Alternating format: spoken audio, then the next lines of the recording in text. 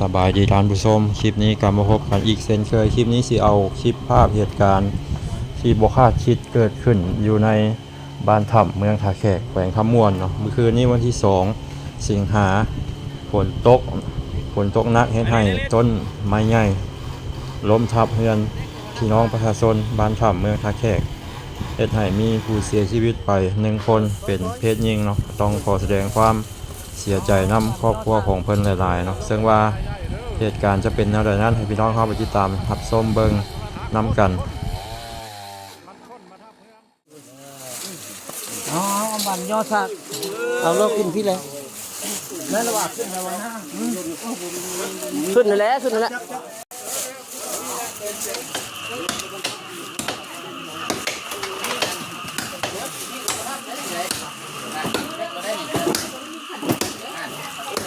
ระวังเลยเด้อย้ำกึบลงเด้อ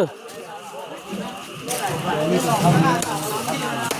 ต่อนี่จะพักนี่เข้าไปต่อเลยนี่กับต่อเลย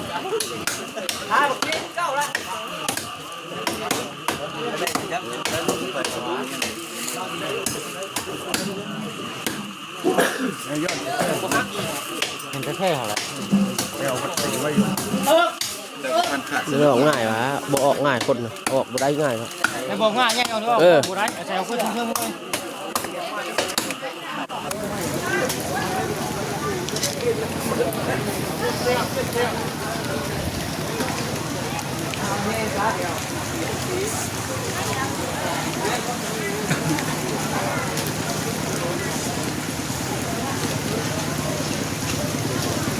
ไม่เขามายัดเหยียบเล็กประตูเขาโดนนะ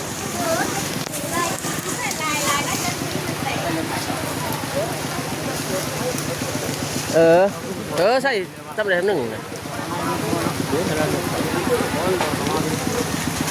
จะหามเลยเบิดเลยเจ้าก็อยู่เลยนี่ระหว่างตัดไม้แล้วยังมีชีวิตอยู่ใดตอนนั้นใดบ่เลสลูกเรา3 คนละลูกเรา2 คนหลานอีกคนหนึ่งแต่พวกนั้นนอนในเฮือนพวกนั้นนอนในเฮือนเรานอนเสียนี่นะนอนนอกเนี่ย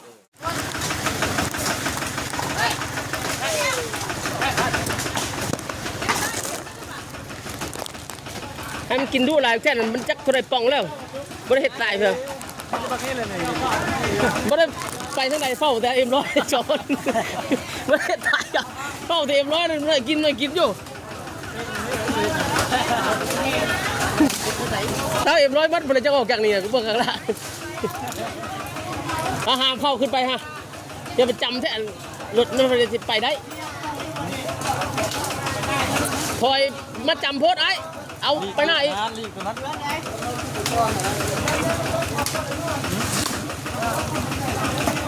เดี๋ยวก็ไปกินรายงาน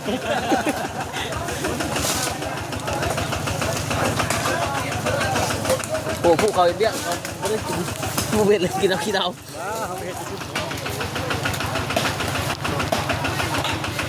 หมดเลยสภาพ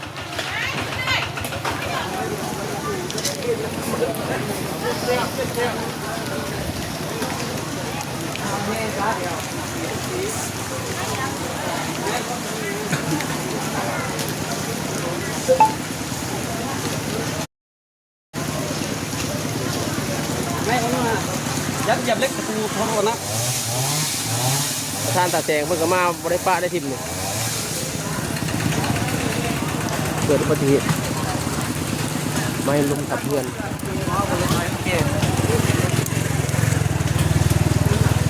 เบิ่งก่อน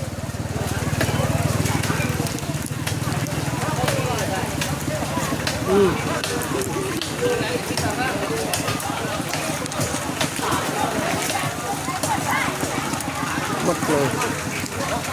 มันหมดเลย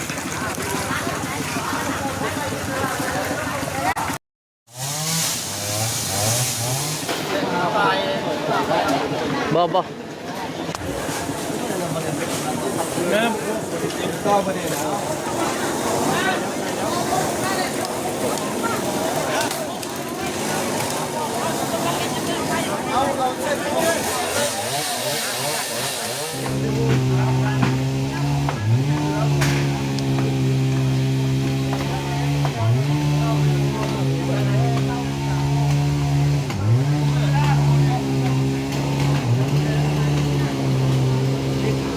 อลิสอลิส เล็กจะมาทำมาอ่ะ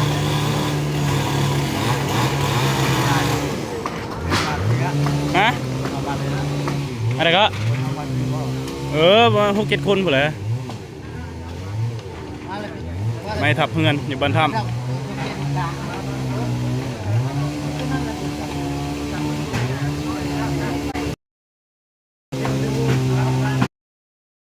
นี่ล่ะต้นไม้หายใหญ่เด้อไม้อันนี้ล่ะหักครับมันหักคนมันคนมาทับเพื่อนเดี๋ยวหลังนี้ล่ะเฮ็ดให้แม่เฒ่านอนอยู่นี่กับหลานวัย89 ปีแม่เฒ่าผุยชื่อเพิ่นแม่เฒ่าผุยเด้อเป็นเพชรยิงเด้อเฮือนก็ขึ้นไม่ไหม้เลยฝ้าประตูยังแดงโหนอยู่โชคบุรีเพิ่นก็เนาะเฮ็ดได้เนาะอยู่ที่บ้านถ้ำเด้ออยู่ที่บ้านถ้ำเด้อ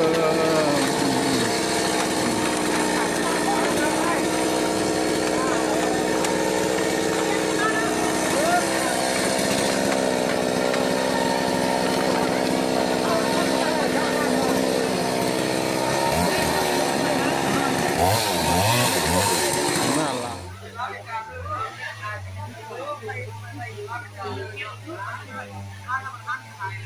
บริเวณก็นี่แหละเฮือนศพก็ได้พี่น้อง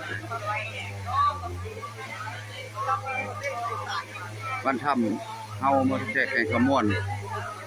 ต้นโพได้ฮักทับเฮือนก้นเนาะแล้วก็มีคนเสียชีวิต1 คนอันนี้น้ำบวมแล้วมันก้นลงทีนี้เพิ่นกำลังตัดออกพี่น้อง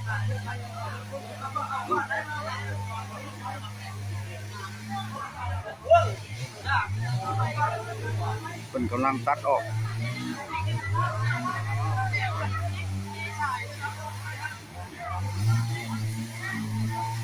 บนอาคาดคิดเนาะพี่น้องวานนี้บัดไฟไหม้ตลาดรักษามื้อนี้ก็เพิ่นคณะกรรมการเพิ่นโทรหาเนาะอันนี้กำลังปัวเปงคือเรือนหลังนี้แหละพี่น้องเรือนหลังนี้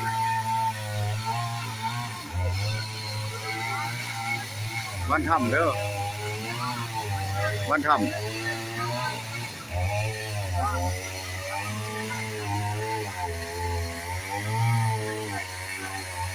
แสดงความเสียใจนำผู้เสียชีวิตเนาะ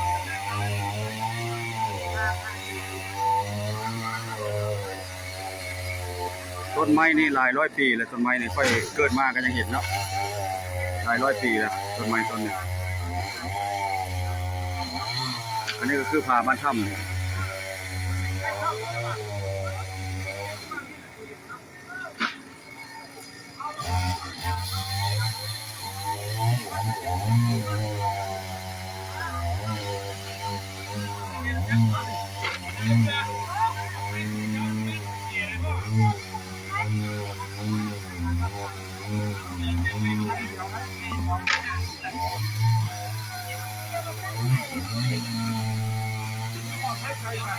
ไม่น้ำหนักก็เยอะ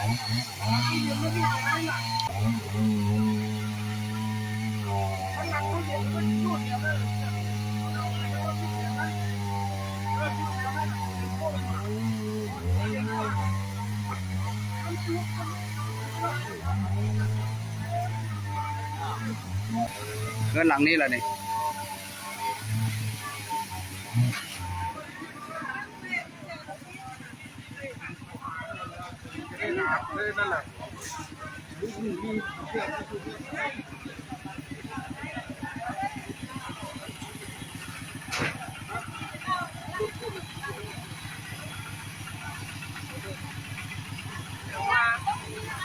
ต้นโพฮักทับก้นคืนใน12 โมงกับคืนพี่น้องบ้านถ้ำเมืองท่าแขกแข่งขมวนเฮาทีมงานคณะบ้านเพิ่นโทรหาเนาะฮะ11 โมงปลาย11 โมงปลายที่บ่เอาเบิ่งเนาะมันแม่นบ่ก็ยังพาอะไรสดอยู่